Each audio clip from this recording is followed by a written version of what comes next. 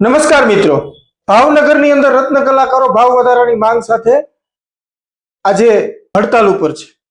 ત્યારે સુરતની અંદર, સમગ્ર ગુજરાતની અંદર જ્યાં જ્યાં હીરા ઉદ્યોગ છે, આજે આપણા ભાઈઓને સપોર્ટ કરવાનો સમય છે. રત્ન કલાકારો આ ભાવ વધારાની માંગ શું કામ કરી રહ્યા છે? કારણ કે એના બાળકોના શિક્ષણની ફીની ભરવાની તકલીફ પડે છે, એમના જે મકાન છે એમના ઈએમઆઈ ભરવાની તકલીફ પડે છે, મકાનના ભાડા ભરવાની તકલીફ પડે છે.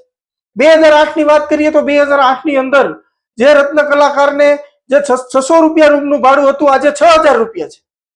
2008 ની અંદર જે તેલનો ડબ્બો 500 થી 700 રૂપિયાનો આવતો હતો, આજે 2500 થી 2800 રૂપિયાનો આવે છે.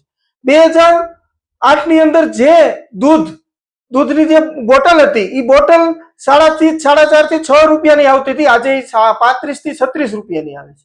તો જેમ જેમ મોંઘવારી વધતી જાય છે, એવી રીતે કારીગરોના પગાર ઘટતા જાય છે. પોતાના પરિવારનું ઘર ગુજરાન ચલાવવા માટે આજે કારીગર અસહાય અનુભવે છે. ત્યારે તમામ ગુજરાતના તમામ રત્ન કલાકારોને એકતા બતાવવાનો સમય છે, એક ઝુંબેશ ચલાવવાની સમય છે કે રત્ન કલાકારોનો મોંઘવારી મુજબ ભાવ કેમ નથી વધતો. રત્ન કલાકારોનું દિન પ્રતિદિન ભયંકર શોષણ કરવામાં આવે છે. ત્યારે આ વિડીયોને વધુમાં વધુ રત્ન કલાકારો સુધી પહોંચાડો અને રત્ન કલાકારોને જાગૃત કરવાના પ્રયાસો કરીએ. ઇન્કલાબ જિંદાબાદ, રત્ન કલાકાર એકતા જિંદાબાદ.